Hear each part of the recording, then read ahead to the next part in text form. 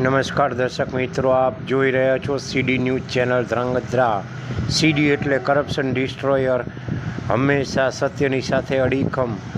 ધ્રાંગધ્રાની સરકારી હોસ્પિટલમાં અત્યારે જોવા મળી રહ્યું છે કે દર્દીઓની લાઈનો લાગી છે અને આ અતિ ભારે વરસાદ બાદની પરિસ્થિતિ છે.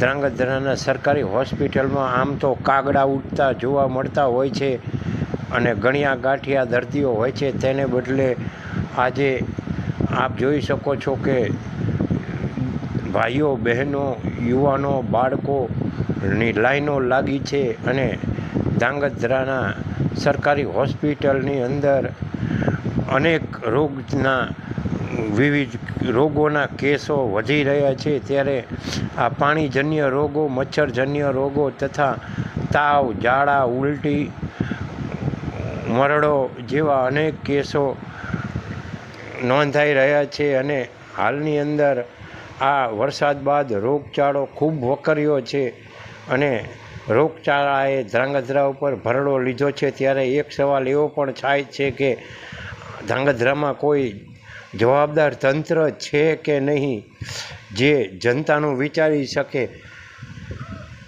આભાર.